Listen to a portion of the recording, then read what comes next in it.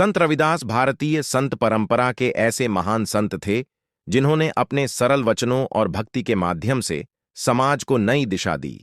उनके द्वारा कहा गया प्रसिद्ध वाक्य मन चंगा तो कठौती में गंगा आज भी लोगों के जीवन को प्रेरणा देता है। यह केवल एक कहावत नहीं बल्कि जीवन का गहरा दर्शन है। इस वाक्य में संत रविदास ने यह समझाने का प्रयास किया कि यदि मन पवित्र और निर्मल है तो ईश्वर हर जगह उपस्थित हैं। बाहरी आडंबर, तीर्थ यात्रा और दिखावा तभी सार्थक हैं जब मन सच्चा और स्वच्छ हो। संत रविदास का जन्म वाराणसी के पास सीर गोवर्धनपुर नामक स्थान पर लगभग 15वीं शताब्दी में हुआ माना जाता है। वे एक साधारण परिवार में जन्मे थे और उनका परिवार जूते बनाने का कार्य करता था। समाज में उस समय जाति पांति और ऊंच नीच का बहुत अधिक भेदभाव था। निम्न जाति में जन्म लेने के कारण संत रविदास को भी अनेक कठिनाइयों का सामना करना पड़ा, लेकिन उन्होंने कभी अपने जीवन से हार नहीं मानी। रविदास बचपन से ही दयालु, सरल और धार्मिक स्वभाव के थे। वे भगवान की भक्ति में लीन रहते थे और सभी मनुष्यों को समान मानते थे। उन्होंने समाज में फैली कुरीतियों और भेदभाव का विरोध किया। उनके भजन और वाणी लोगों को प्रेम, समानता और भाईचारे का संदेश देते थे। इस प्रसिद्ध कथन का शाब्दिक अर्थ है कि यदि मन पवित्र और सच्चा है तो घर की छोटी कठौती में भी गंगा के समान पवित्रता प्राप्त हो सकती है। कठौती एक छोटा पात्र होता है जिसमें पानी रखा जाता है। संत रविदास कहना चाहते थे कि मनुष्य यदि अपने मन को स्वच्छ रखे, सच्चे कर्म करे और ईश्वर को सच्चे हृदय से याद करे तो उसे तीर्थों पर जाने की आवश्यकता नहीं पड़ती। गंगा नदी को हिंदू धर्म में अत्यंत पवित्र माना जाता है। लोग अपने पापों को धोने के लिए गंगा स्नान करते हैं, लेकिन संत रविदास ने बताया कि केवल बाहरी स्नान करने से कुछ नहीं होता। जब तक मन में ईर्ष्या, घृणा, लालच और छल है, तब तक मनुष्य वास्तव में पवित्र नहीं बन सकता। इसलिए उन्होंने मन की शुद्धता को सबसे अधिक महत्व दिया। एक प्रसिद्ध कथा के अनुसार एक बार कुछ लोग गंगा स्नान के लिए जा रहे थे। उन्होंने संत रविदास से भी साथ चलने को कहा। उस समय संत रविदास अपने काम में व्यस्त थे। उन्होंने कहा कि यदि मैं अपना कार्य छोड़ दूं तो यह ठीक नहीं होगा। उन्होंने लोगों को एक सिक्का दिया और कहा कि इसे गंगा माता को अर्पित कर देना। जब वे लोग गंगा किनारे पहुंचे और सिक्का अर्पित किया तो कहा जाता है कि गंगा माता ने स्वयं प्रकट होकर वह सिक्का स्वीकार किया। यह देखकर लोग आश्चर्यचकित रह गए। जब वे लौटकर संत रविदास के पास आए और पूरी घटना बताई, तब संत रविदास ने कहा, मन चंगा तो कठौती में गंगा। इस कथा का उद्देश्य यह बताना है कि सच्ची भक्ति बाहरी यात्रा में नहीं बल्कि मन की पवित्रता और ईमानदारी में होती है। संत रविदास केवल भक्त कवि ही नहीं थे बल्कि महान समाज सुधारक भी थे। उन्होंने जाति पांति के भेदभाव का विरोध किया और कहा कि सभी मनुष्य ईश्वर की संतान हैं।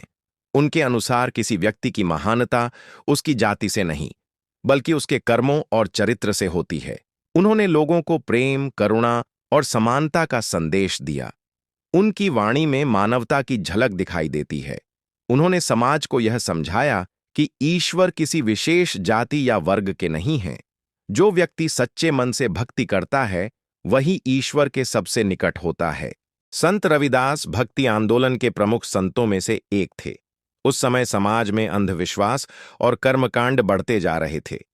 लोगों का ध्यान सच्ची भक्ति से हटकर बाहरी दिखावे पर अधिक था। संत रविदास ने अपनी सरल भाषा और भजनों के माध्यम से लोगों को सच्ची भक्ति का मार्ग दिखाया। उनकी रचनाएं आज भी गुरु ग्रंथ साहिब में स्थान प्राप्त किए हुए हैं। इससे यह स्पष्ट होता है कि उनकी शिक्षाओं का प्रभाव केवल हिंदू समाज तक सीमित नहीं था बल्कि सिख धर्म में भी उन्हें अत्यंत सम्मान प्राप्त है। आज का समाज भौतिकवाद और दिखावे की ओर बढ़ता जा रहा है। लोग बाहरी सफलता और आडंबर में अधिक विश्वास करने लगे हैं। ऐसे समय में संत रविदास का यह संदेश अत्यंत महत्वपूर्ण हो जाता है। यदि मनुष्य का मन स्वच्छ नहीं है तो चाहे वह कितने भी धार्मिक कार्य कर ले, उसका कोई विशेष महत्व नहीं होता। सच्चाई, ईमानदारी, प्रेम और मानवता ही जीवन को महान बनाते हैं। हमें दूसरों के प्रति दया और सम्मान रखना चाहिए। यही संत रविदास की शिक्षा है। आज भी लोग मंदिरों, तीर्थों और धार्मिक आयोजनों में जाते हैं, लेकिन यदि उनके व्यवहार में प्रेम और करुणा नहीं है, तो वह भक्ति अधूरी है। संत रविदास का संदेश हमें आत्मचिंतन करने की प्रेरणा देता है। मन चंगा तो कठौती में गंगा केवल धार्मिक शिक्षा नहीं देता, बल्कि नैतिक जीवन का मार्ग भी दिखाता है।